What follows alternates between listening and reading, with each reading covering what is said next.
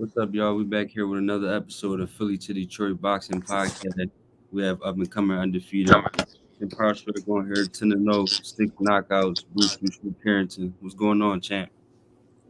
Not much, man. Not much. I'm just right now enjoying the win of last weekend, Yeah, and crazy knockout. yeah, good looking, man. We just taking things day by day, man. Um, I'm really happy and really excited to see how everybody is responding to the fight last weekend. Mhm. And speaking on the fight in top rank, how you feel like they've been moving you so far? You feel like they've been moving you fast, slow, or just right? They moved me just right. You know what I mean? It's nothing too fast, but they got me fighting frequently, and I Mm-hmm. am stepping up the competition as well too. And but I'm showing everybody like I'm ready for the level that you know that they put me in up against and stuff like that. I've been really working really hard, working a lot of new things, building my IQ, and I'm gonna be giving a lot of guys problems. I'm gonna be giving everybody problems in 126. And speak about your team, the people behind the scenes getting you ready for action. Yeah, man. We got my head coach, Coach K Karoma. That guy right there, man. He's probably one of the most, probably the most passionate guy like coaches in the game.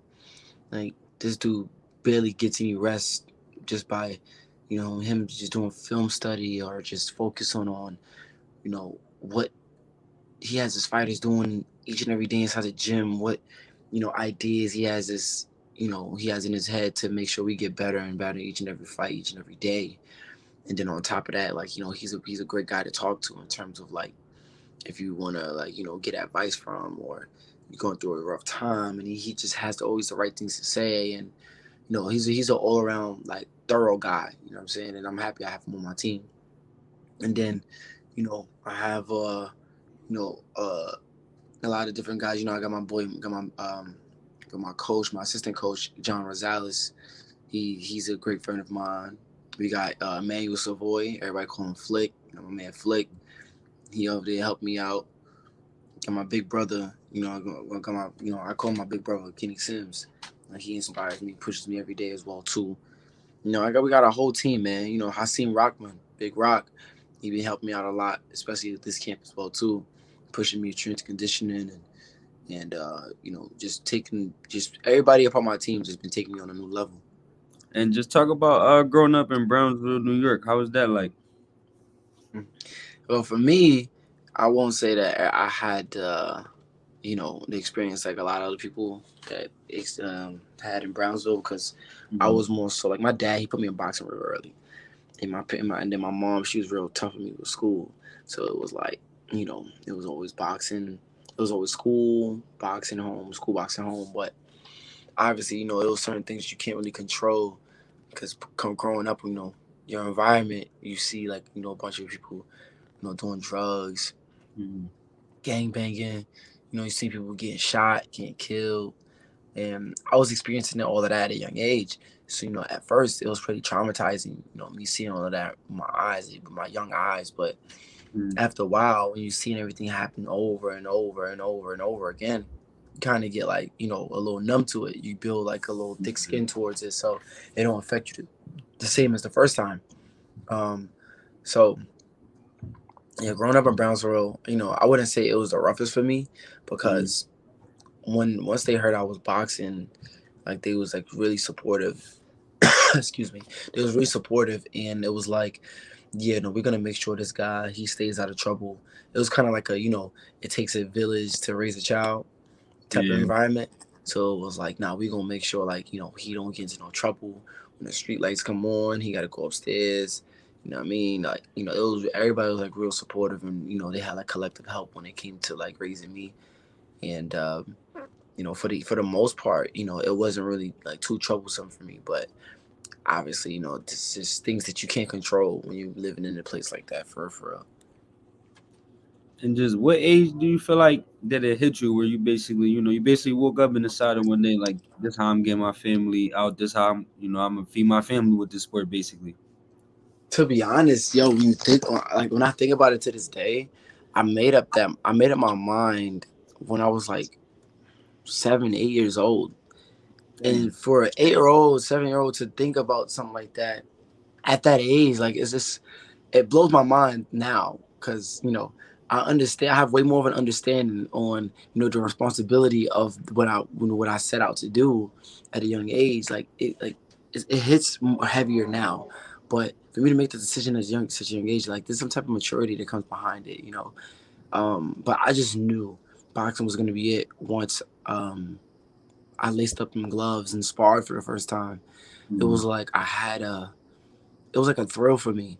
Like I wasn't one of them kids to where I was like scared to get hit or, you know, or like just ran away from little punches or whatever. Like I kind of embraced it right off the bat. Like nobody told me how to slip and move my head and dodge punches, but I was like kind of embracing it. Like I wasn't afraid to slip and dodge punches and throw counters and whatnot and be aggressive. And once I saw that, I knew I had the heart for it. And at that young age, I understood that you need like it's not just about knowing how to fight. You got to have the heart to do so. Yeah. And when I showed myself and proved myself that I'm a dog, like I was like, yeah, this is what I'm gonna do for the rest of my life. I love this. I love this. And you said your dad got you into boxing. Was he like? Why did he choose boxing? Was he in the boxing as like? Did he box as well, or that was just something he chose for you? Well, no, I'm actually the only boxer in the family, but in Brownsville, boxing is big. You know what I mean? Yeah. All the past champions, we had Riddick Bowe, Zab Judah, Mike Tyson, Eddie Mustafa Muhammad, Shannon Briggs, and you know, coming up, Daniel Jacobs, he wasn't champion yet. He was still amateur in the boxing game, but he was coming up and making noise as well too. And it's like, so we was always watching boxing prior to me even stepping in the gym. And, I got into boxing because, me being a nice kid, I was never a troublesome kid and nothing like that in home or in school. But I used to always like get picked on because I was like short and scrawny and like a nice guy. But I used to beat up the bullies that bullied me. And my dad never saw that side of me of like that aggression of me beating up kids, like about fighting or whatever, because it was like, he saw we saw in the house. So Yeah. he's seeing like dang, like, when he's hearing about me fighting, coming to the school, having meetings or whatever with the parents and seeing the kids like twice my size, he's like, dang, like, yo, let me see how you are in a boxing gym. And that's For honestly the best thing that he could have done. Cause if if it wasn't for boxing, man, I don't know what I would be doing. I don't know where I'd be. And like I'm really happy that he brought me inside that gym.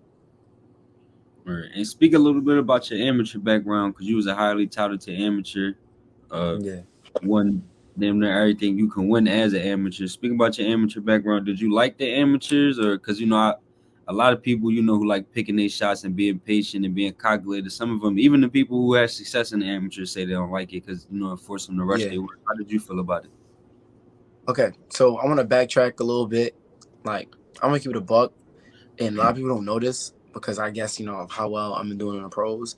But throughout my whole amateur career, I've only won two national titles. There's one national PALs and the Olympic trials. I've only won two national titles. So I want to send a message out to people who aren't winning all these nationals or whatever, and they're coming up short in the nationals or whatever.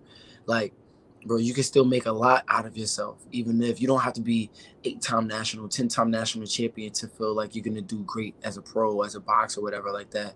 You can still be great without all of that stuff. You can still be great without all these national titles because the pros is where everything matters for real. But to answer your question, um, I enjoyed it for what it was, but stylistically for me, it just wasn't for me. I will say, um, when going into the Olympic trials and stuff in 2020, it was just like, okay, let me just fight the way they want me to fight so I can get as far as I can get, so I can build my resume, so I can have, something better to stand on when it's time to turn pro. You know what I mean? So that's what it really was for me for real. Like I love, as you can see, to pick my opponents apart. You know what I Yeah. mean? Like round by round, like I just like get better and better. I like to be able to adjust and adapt to my opponent and really take away their best attributes.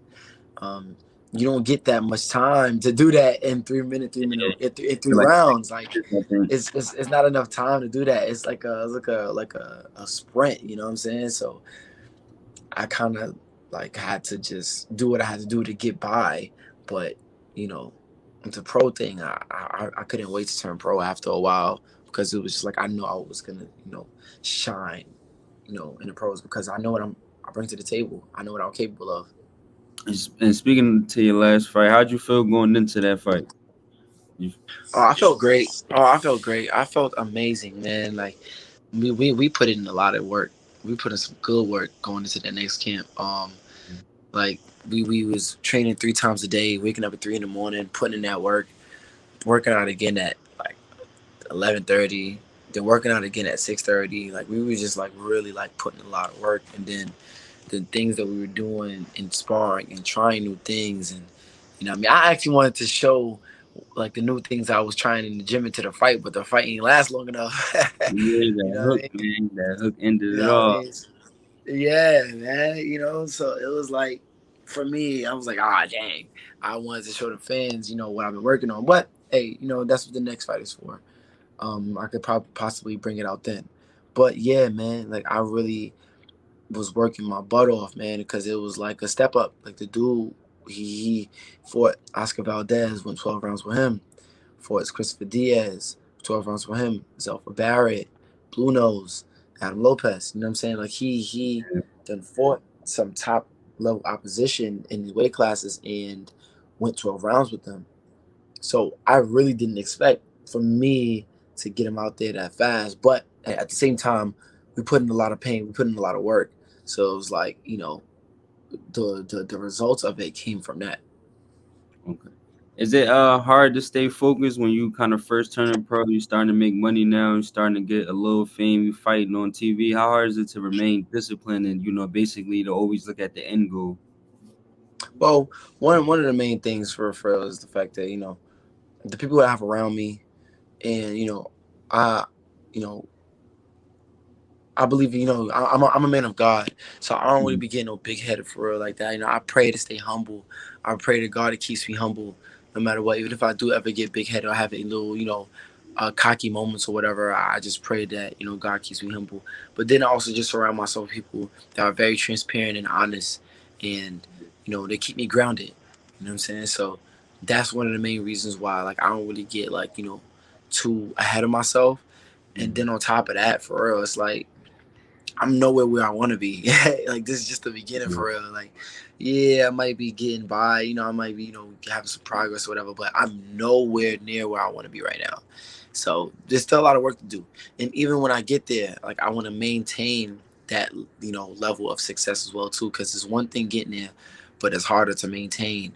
Being a champion or whatnot. So that's my main goal is to be able to maintain building that maturity, building that growth to be able to not get big headed. So when it's time to get there, when I get there, I'll be confident in setting my ways. You know what I mean? So that I don't really have to worry about that. In 2024, what type of opponents is you looking for? Because a lot of people, especially after your last performance, a lot of people was basically like, yeah, he basically ready to just be a contender now and jump out that prospect level and just get in there with guys like a Joey Gonzalez and things of that nature. What type of opponents are you looking for in 2024? Is you looking to basically jump in that contender status to set yourself up for a world title in 2025 I mean, to be honest, or man, the end of that like year? I'm gonna keep it a buck. Like there's a reason why certain fighters are superstars, right? And certain Mm-hmm. fighters get a certain amount of respect. And fighters like Mosley, uh, we got Bernard Hopkins, even Mayweather, like they had their time to grow properly. They didn't Mm-hmm. take the fast route. You know what I mean? Like all of these guys, they had their time to really, grow in the game. And that's what I want to do. I don't want to be pushed fast. I don't want to be on no Lomachenko route. I don't want to be on no fast route. That's not me. Like I'm Mm-hmm. not on no earning fast and die quick. Like I'm not doing that. I really want to become a superstar. I want to become a name, and I want something that people can confidently feel like they can invest in me because I'm going to show out each and every time. So I don't know why. What's this high demand? All of a sudden, like there's a high demand of like fighters. Like when as soon as they're good, oh, fight a champion. Oh, Yeah. fighter got it. Like there's a science to this. You know what I mean? Um, and you can't rush art. You can't rush that. So I say all of that to say 2024 will be a bit of the same as 2023, but just a step up in competition for sure. Hmm. A step up in competition. But 2025 will most likely be the year where you guys will see me like in title contention for sure. And I had read an article basically where you were speaking on anyway, and you was actually saying, you actually ready to actually take that test whenever the time comes and whenever he done with 122, if y'all do cross paths. What you think Hmm. about that fight? Do you think that can be like your super fight, your fight to superstardom, kinda? I feel like that will definitely be one of those fights that'll, put me in that, superstardom or, that little cash cow fight or whatever. But Yeah. it's never about that with me. Me, I just want to fight everybody that I say that is the best. You know what I mean? Because I know what I'm capable of, and I'm very confident in myself. But I like to be able to test myself and prove everybody wrong, and for everybody to really understand, and see who I am and what I bring to the table. And people know, but they don't know. Like what I mean? People know they see, I guess, low potential, but they really don't know. There's a lot that y'all ain't see yet that I like purposely have not shown y'all. You know what I mean? But yeah, no, I'm super interested in that fight. But obviously, I got. I'm just telling everybody, like, I know as of today, if Neil was to fight, I'd be super confident in myself and in Okay. that fight. But obviously, I know that won't happen yet. That's just something that I would definitely down in the line in the future, though, for sure. Mm. And who are some of the best people who bring the best out of you in terms of sparring? Who's some of the best people that you've been in the ring with who brought the best out of you that really pushes you to your limit? I would say in the like I haven't sparred these guys in a while, so it could be different now. But my two favorite sparring partners, that really tested me mentally the most would be Keyshawn Davis and Shakur Stevenson. Like they definitely pushed me like into having to figure them out and then having to adjust and try to do certain things to be able to get certain shots off of them. Like they're really interested in to spar with. I haven't sparred them in a while though, so who knows? It could be a different, it could be the same because we all gotten better since the last time we sparred. Um, Kenneth Sims, he pushes me as well too. Um, and Richardson Hitchens. I would say those are the four guys that like test me mentally. And going back to top rank, what basically what was like what kind of made you sign with them? Because I'm pretty sure you had other top promoters that wanted you. Yeah. What made you lean towards top rank? I mean, well, top rank, they there's a few things they showed me because one before like right before I signed with them, COVID happened. Hmm. They were going crazy in the bubble, like having fights almost every weekend. They having fighters like Hmm. very active. So that right there showed me that even when the world is shut down, they still gonna get these fights going. You know what I mean? And still gonna have and then people were becoming very popular. Like Xander Zayas, Jahai Tucker, Jared Anderson. All of them guys were like their name was really buzzing during the bubble because they was fighting so frequently, and that's something that I really liked. I like being able to fight frequently. They had that ESPN, contract. You know what I mean? So it's like you're gonna get a lot of exposure because you're fighting on ESPN, and they show all the whole card as well too. Like PBC, even though they have you on YouTube, but you don't get that same coverage as if you're on ESPN or ESPN Plus. Like there's certain Okay. amount of people that's gonna see you and stuff like that. Like you get much more notoriety and attention on that ESPN Plus. And then like look what happened when I fought Yuri Andujar and I got that knockout and it went viral. Like you're gonna be on top 10 Sports Center top plays. You know what I mean? Like you have those opportunities when you're on top rank. And to be honest, they're the best at building fighters. They're the Talking best about at that knockout where matchmaking. you hit him and then like ducked under still a little bit. Yeah, that one, yeah, like that went crazy. It went everywhere, and that was on Sports Center top 10 plays. Like, you know what I mean? If I was signed with PBC, I probably wouldn't. I wouldn't have got that probably. You know what I mean? So you get certain perks and stuff like that, and then on top of that, like I said, Top Rank is the best at building fighters, bro. They're the best. They're the best at building fighters.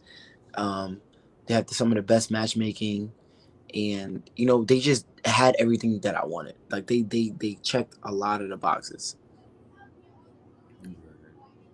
And I was gonna say I feel like that about Top Ring too. The best thing I like about Top Ring is that you get to see these guys when they 0-0. So you get to Yeah, like out of your 10 fights, I'm pretty sure I've seen probably all 10. So it's like yeah. literally you can't. When Floyd was coming up and De La Hoya and B Hop and all of them, you had to wait till them guys was already established and we knew they was Right. good. And you seen them now. You could these guys be 0-0. You catch them before they even fight. You catch them leading up to the fight. You really get to not progress with them, but you really get to watch them progress and like start from here and come all the way up here with it. Yeah. Like a casual fan can know who I am because I fight on Top Rank.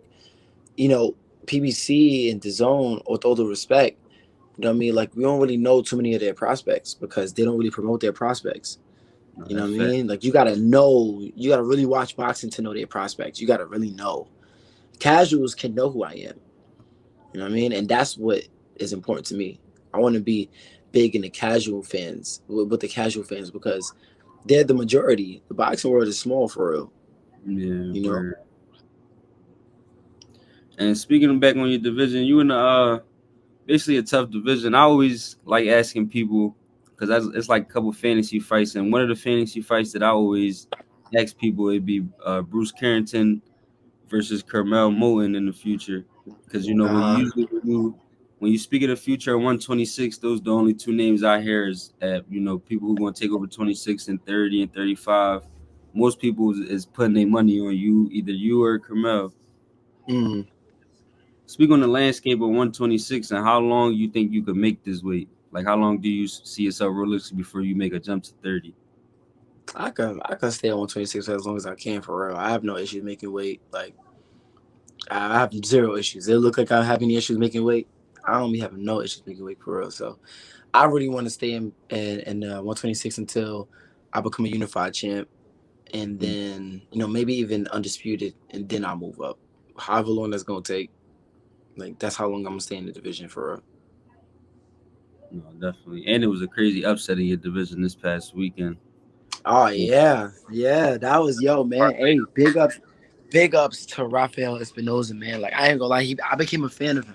I knew nothing about the guy.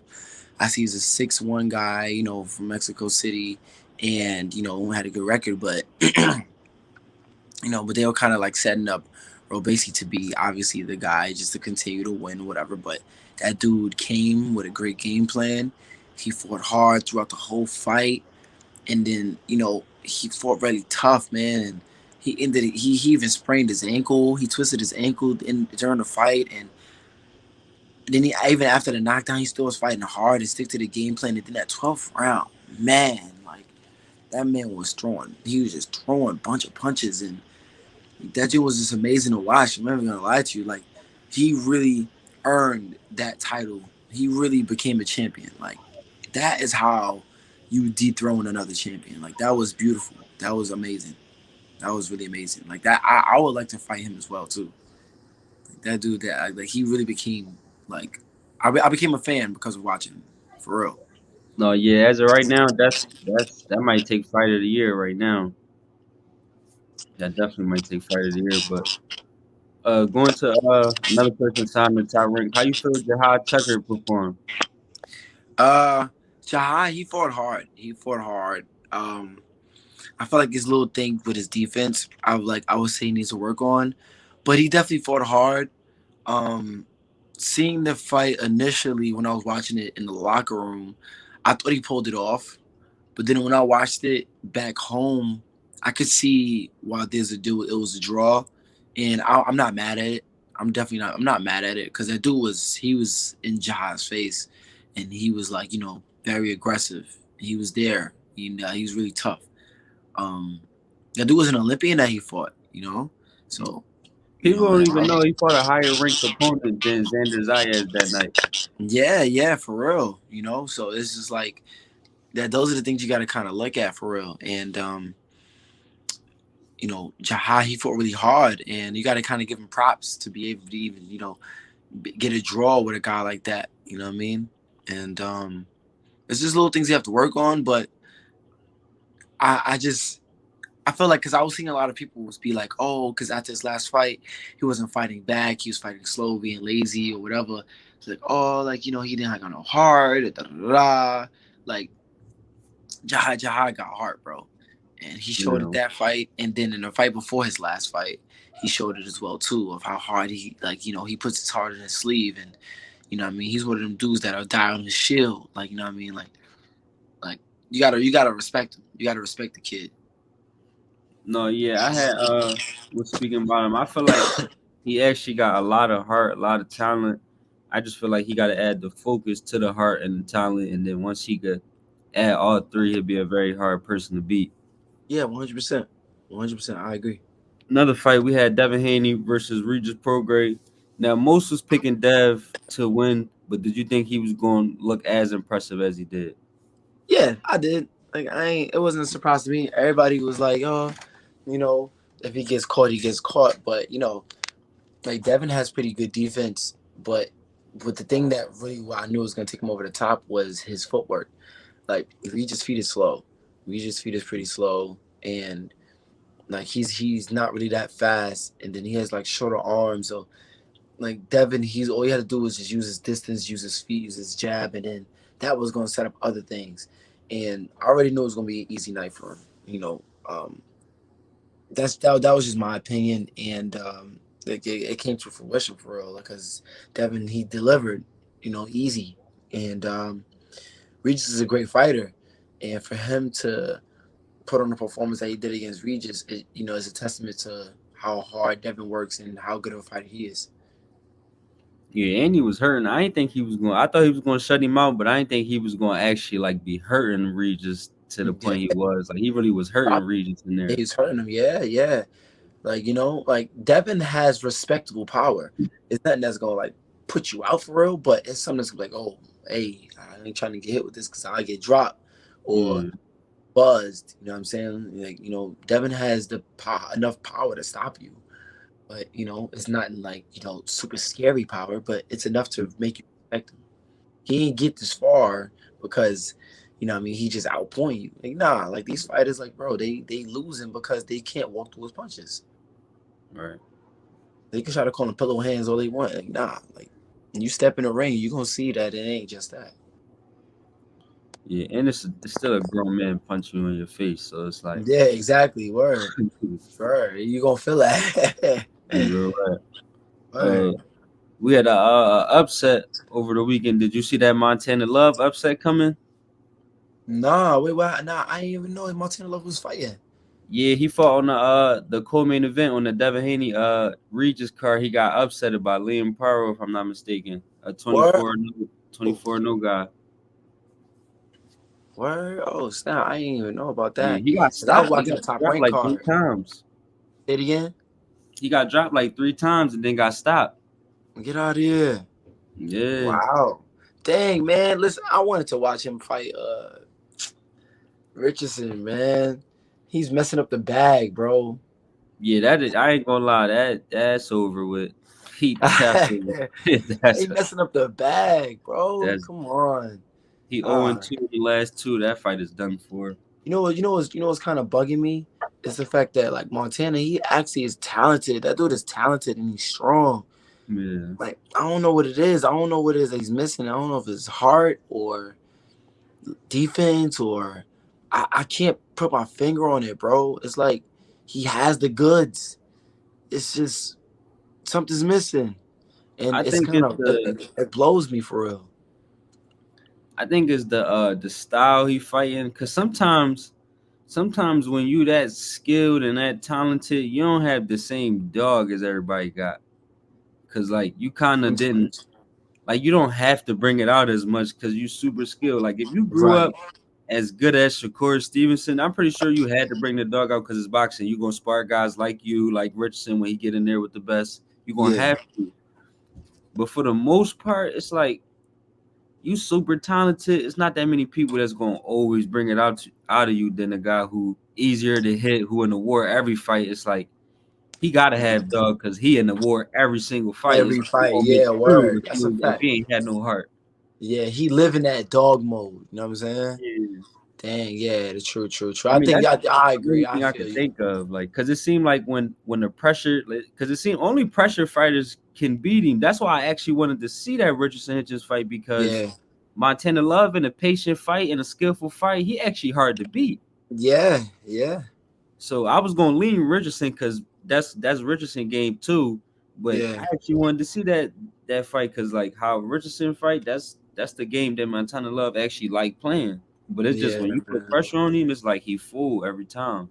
I gotta call Richardson after this, man. I'm like, bro. He gonna be talking his shit, man. He was uh, already talking shit before he took them 2 losses, so I know he gonna dang. definitely be talking shit now. Like, Yeah, I'm definitely calling Richardson after this, bro. Dang, and that's that, disappointing. yeah. I mean, the guy was 23-0 going into that fight, so the Mhm. guy definitely was undefeated, and maybe they overlooked him. Maybe it was a tough matchup coming in off a loss. He probably wasn't supposed to fight him, but now I actually want to see Richardson Hitchens fight Liam Paro, the guy who stopped him. Yeah. And he 24-0 now, so it's a good build up. Both undefeated guys versus each other. Definitely, definitely. Yeah, but that was crazy. Then you got Richard Torres. I know you real cool with Richard Torres. Yeah, Fought a yeah, punching bag. Curtis, yeah. the guy he fought, Hey, like he got a hell of a chin. I ain't gonna lie. Like yo, every time dude I is see him tough. fight, he don't Yo, drop. that dude can take some punishment, man, and he knows how to survive. Like, hey, that's why like the fight lasted so long because he was really surviving throughout the whole thing. But he's tough. Like, I ain't gonna lie to you. I told Richard because I've seen Curtis Harper fight prior, like a couple times, and I told Richard, I'm like, hey, listen, you're not gonna have an issue with, ending the fight early with this guy. This guy is gonna give you some rounds. This guy's tough in terms of like taking punches. He's durable. I wouldn't say tough, but he's durable. Yeah, And I wouldn't say he's gonna give you much of a fight, but you're gonna get some rounds in. no, So just definitely. prepare for that. And I told him that, and he stuck with his game plan and did what he had to do, and got the late stoppage. Um, but yeah, man, like that was crazy. That was yeah. I was watching Richard fight, and he just was just taking all that punishment, man. That was crazy. He was because at some point it's like as a ref, at some point it's like yeah, you're not dropping, but I ain't gonna just let you be a punching bag out here. Like Right. Yeah. I feel Yeah. like he should have stopped it in like the fifth round. I'd have been like, you wasting my time here. Like, I'm not gonna just let you continue just because you're not dropping and you getting hit Right. with everything. Right. Yeah, but hey, listen, that's why I ain't no ref. I ain't gonna tell a ref how to do his job. You know what I mean? So he called it when he decided to call it, and hey, both fighters still ended up getting out the ring safe. Well, yeah, definitely. That's all that matters. Oh yeah, Andy Cruz. Did you catch that Andy Cruz Oh, fight? I heard I did it because I was fighting around the same time that Andy Cruz fought, but I I'm heard that tripping. he I did be forgetting good. you was fighting that day. I'm asking you, did you catch these fights like you wasn't fighting that night? I'm tripping. Yeah, yeah, word. But yeah, nah, me and him were fighting around the same time, but I heard that he did good. I heard that he had a good performance. I'm Yeah. actually was thinking about watching it today to see like little highlights or whatever how the full fight went. I want to check it out because I want to see his progression as a professional. I want to see how his style, if it has changed since the pros. I mean, since the amateurs, and how he's growing. I'm really interested. How did the fight go? It was a 3 round. He stopped him in the third round. Hmm. He like I said, he looked like he was sitting down a little bit more than what he did his first fight. Okay. But but his first fight, nobody could stop that guy though. So he might get a pass for going 10 with him anyway, because Yeah. everybody went 12 with him. Mm. Devin, Mikey, Keyshawn Davis, nobody could Mm. stop him. Okay. But this fight, he like I said, he stopped that guy in the third round. I think he was like 26-4, something Mm. like that, going into that fight. But yeah, he looked good though. Cool. Okay. He really went Yeah, I'm gonna everything. definitely check that out. I'm definitely And check that out. how you feel about the Canelo David Benavidez situation? You feel like he ducking him, or you feel like he did enough to say like, yo, I don't want to fight him. I'm going another route. You feel like or how you feel about that situation? Man, hey, I love Canelo, right? But bro, come on. Oh, come on, bro. That's like probably the last fight that I'm interested for him to see him fight in 168. Like, I mean, I'm way more interested to see that fight than him fighting Charlo, Big Charlo. Um, and nobody was expecting the Jamel Charlo fight. They was expecting the Jamal Charlo fight. But Yeah, I'm more interested in the Benavidez fight than the Jamal Charlo fight. Like that's the fight to be made at 168.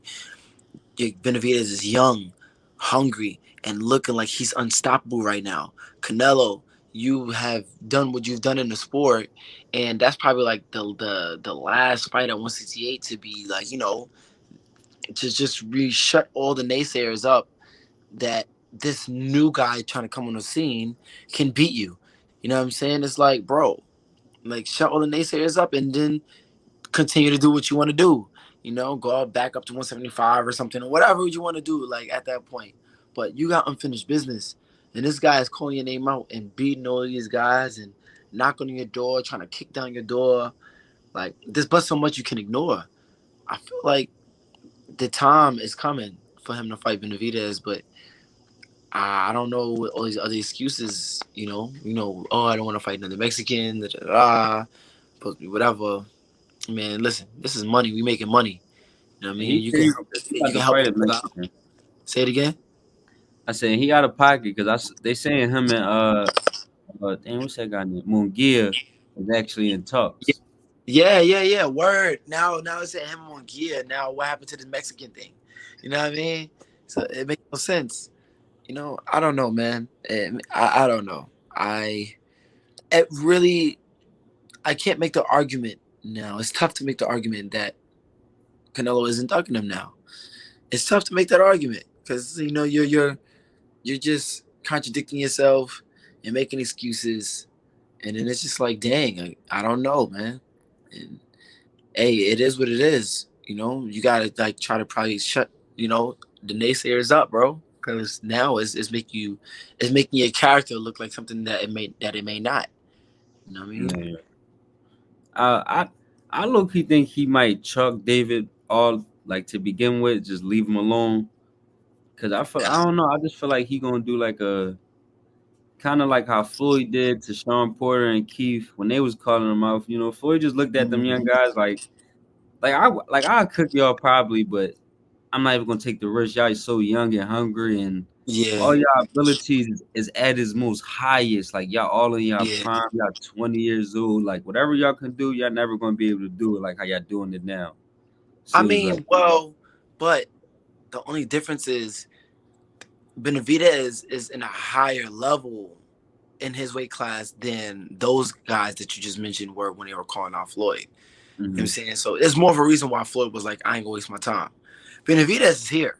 Benavidez is yeah, it's about that time for Canelo to fight Benavidez now. You know what I mean? He's continuously beating all these guys. And then and in the fashion that he's beating them, it's like, bro, like, all right, it's time for this fight to happen. cause I was thinking that he would probably go the Bud Crawford route.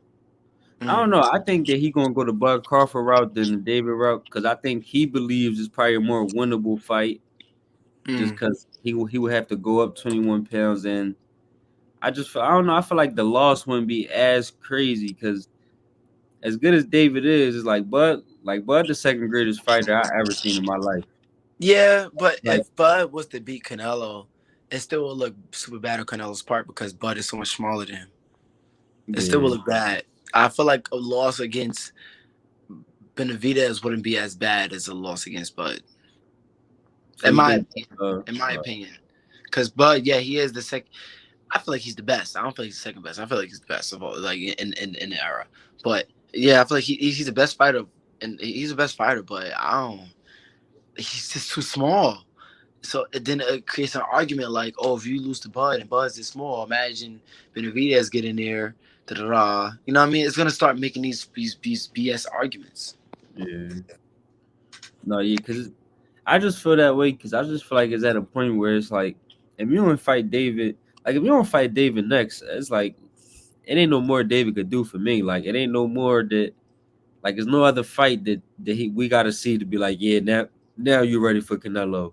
Yeah, So it's right. like Yeah, true, true. if you're not gonna fight David, it's like at least give up a belt. Like let him become champion and because it's like you holding all the belts and this guy is super good and you got all four world titles Right. and he low key Canelo low key might be the underdog going into that fight because lately everybody low key leaning David in that fight.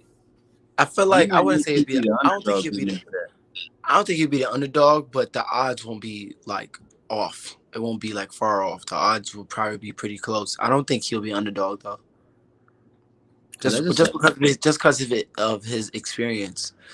You know what I mean? Like his experience is extensive. He done fought all of the who's for real. Granted, like most of the guys were older, but he fought these guys. You know what I mean? And he's become undisputed in wait, was he super middleweight? oh yeah, he became undisputed. Yeah, Undisputed and super middleweight. Like, come on, you know what I mean? So the guy, Canelo, has done everything he needs to do for real to be known as that guy in boxing.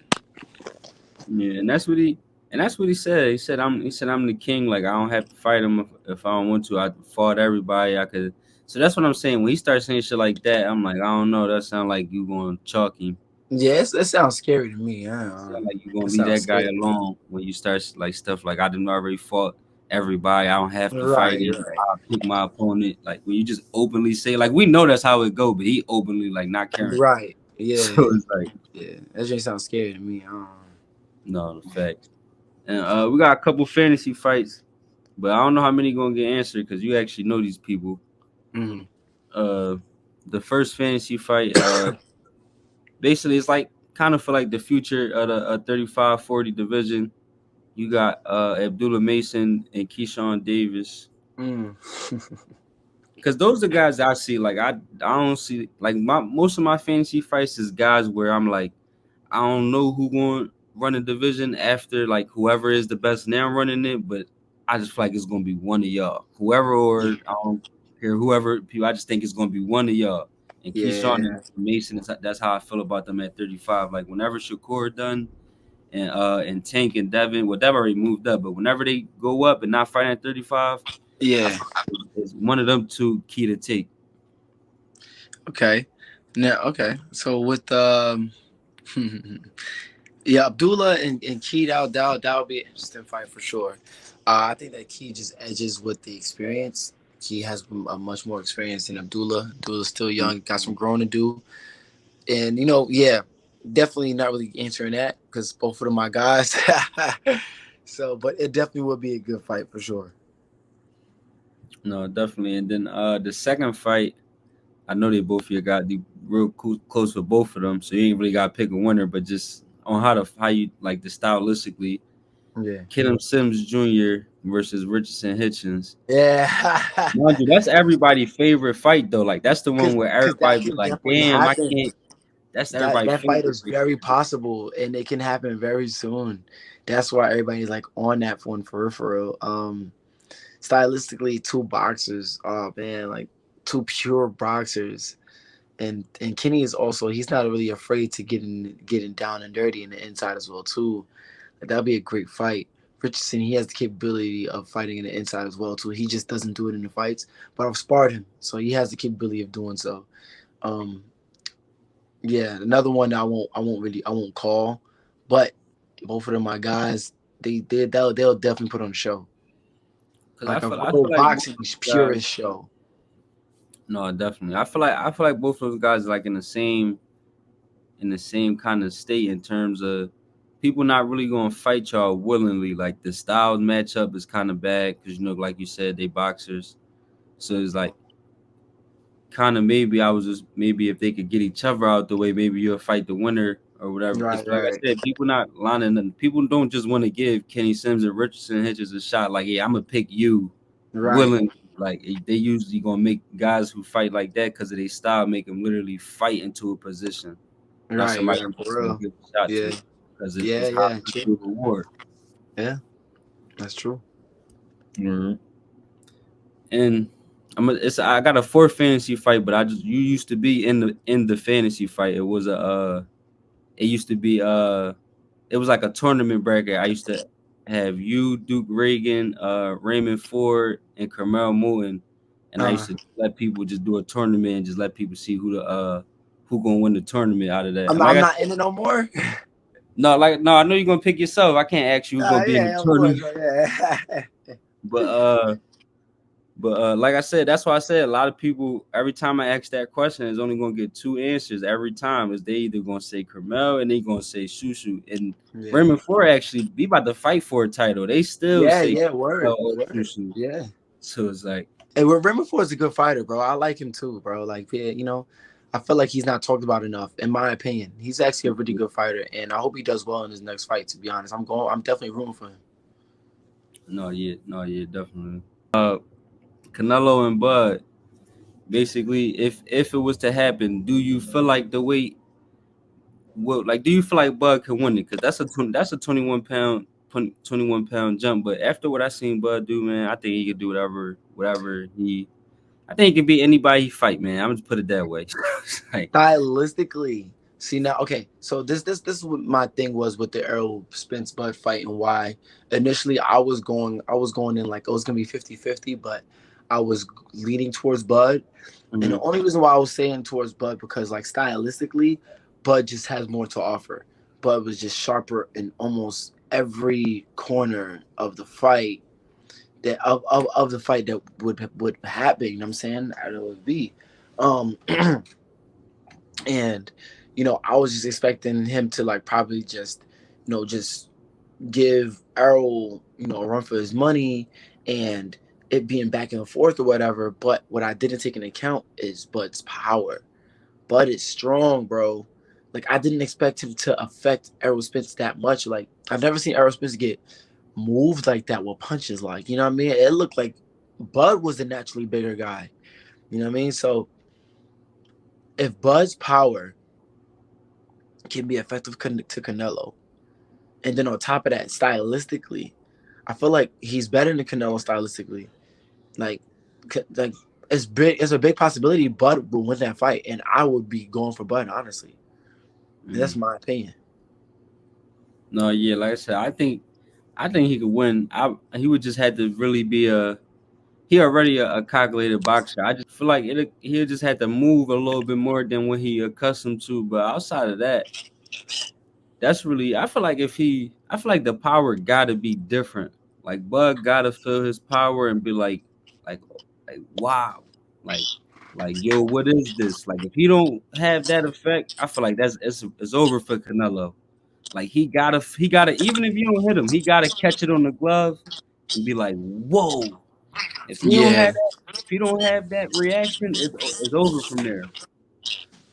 It's yeah, over. nah, definitely, definitely. I feel like he would have to affect Bud with the power and stuff like that, and it's like that's probably the only thing that in my opinion that would probably like take Bud off the how can I say like off of his game plan. Because the power, once a person feels a guy's power and stuff like that, you can be like, dang, like I don't know if I could be able to do this, do that. It can make a guy really second guess himself for real, for real. Yeah, That's in word. my opinion. No, yeah, that power, that equalizer. And one more before we get up out of here. I gotta ask you about the Shakur Stevenson versus Javante Davis.